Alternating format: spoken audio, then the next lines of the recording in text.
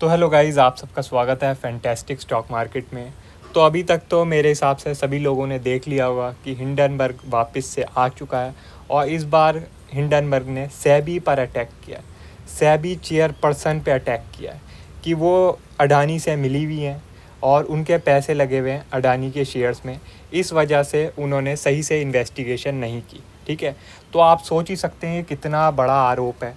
ठीक है, और आप जानते भी हैं अडानी जी के दोस्त कौन है। ठीक है, तो एक तरीके से भाई हमारा जो है सरकार पे भी अटैक है ये, तो काफ़ी बड़ा जो है इस दफ़े हिंडनबर्ग ने आरोप लगाए हैं। ठीक है, ये छोटे आरोप नहीं है, बहुत बड़े आरोप हैं।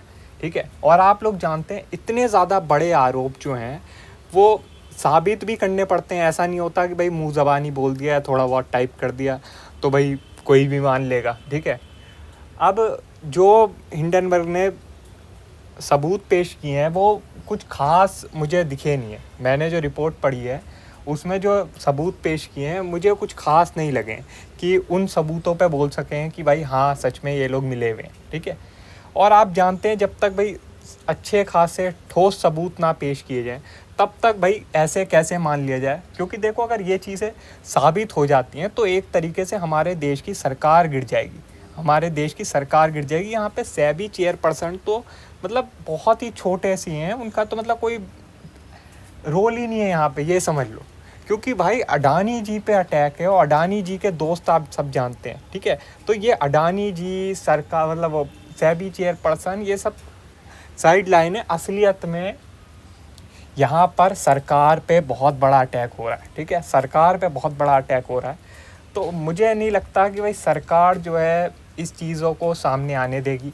अगर सच बताऊं मिली हुई भी होगी तो भी सामने नहीं आने देगी। इतना आसानी से कोई भी चोर थोड़ी बोल देगा कि हाँ मैं चोर हूँ, मैं डकैत हूँ, मैंने चोरी की है। ठीक है, इतनी आसानी से तो आने नहीं देंगे। ऊपर से ये तो सब प्रोफेशनल है, पता नहीं कितनी सदियों से ये इसी काम में है। ठीक है, तो मैं आपको बता देता हूँ, अगर शुरुआत में मार्केट कोई नेगेटिव रिएक्शन देती भी है, शुरुआत में कोई नेगेटिव रिएक्शन देती भी है और इस एरिया में आती है 20 मूविंग एवरेज के एरिया में आती है 24,150 से लेके भाई 24,100 की रेंज में अगर आती है। ठीक है, मतलब 24,150 ही रेंज समझ लो। ये जो एक ज़ोन है इस जोन में आती है तो मेरे हिसाब से वापस से बाउंस बैक कर सकती है। ठीक है, वापस से बाउंस बैक कर सकती है। ख़राब कब होगी मार्केट? ख़राब तब होगी जब ये 24,000 के नीचे ट्रेड करने लगेगी। 24,000 के नीचे अगर ट्रेड करने लग गई तो ख़राब होगी, मगर इस एरिया में आएगी तो मेरे हिसाब से एक बारी बाउंस करना चाहिए।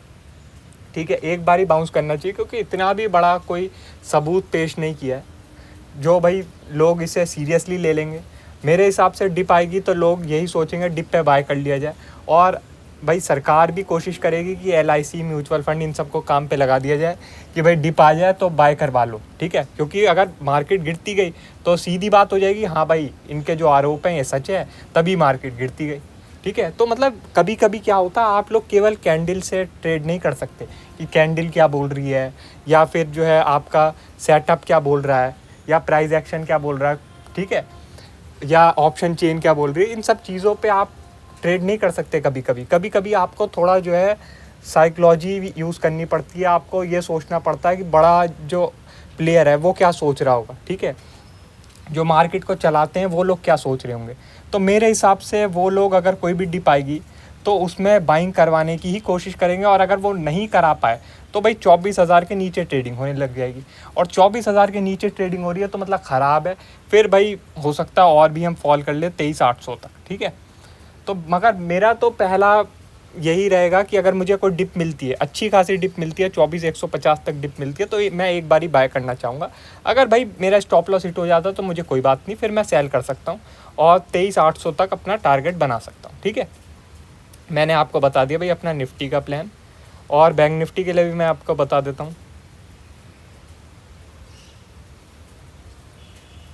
बैंक निफ्टी में देखो ये जो जोन है आपका 50,000 का, 50,000 के जोन में आएगा तो भाई मैं वहाँ बाय करना पसंद करूँगा। ठीक है, और 49,800 तक मैं अपना स्टॉप लॉस रख सकता हूँ। ठीक है, 49,800 के नीचे निकल गया तो भाई ख़राब हो सकता है। फिर भाई आपका 49,600 और भाई 49,400 तक के भी लेवल देखने को मिल सकते हैं। ठीक है, मगर इस जोन में आएगा तो मैं ज़रूर एक बाय का ट्राई करूँगा। ठीक है, और अगर समझ लो कोई गैप डाउन नहीं हुआ, मार्केट नहीं गिरी, शुरुआत में ऊपर ही रही, तो फिर ट्रिकी हो जाएगी। ठीक है, तो फिर ट्रिकी हो जाएगी, क्योंकि देखो बुरी खबर तो है ही, तो हम ऐसा भी नहीं कर सकते कि बाय कर लें।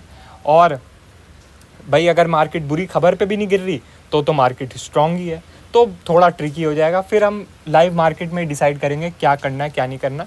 उसके लिए आप लोग टेलीग्राम चैनल से ज्वाइन हो जाओ, लिंक आपको डिस्क्रिप्शन में मिल जाएगा। ठीक है, तो आज के लिए बस इतना ही। अगर आपको वीडियो अच्छी लगी हो तो लाइक कर देना, और चैनल पर नए हो तो सब्सक्राइब कर देना। Thanks for watching.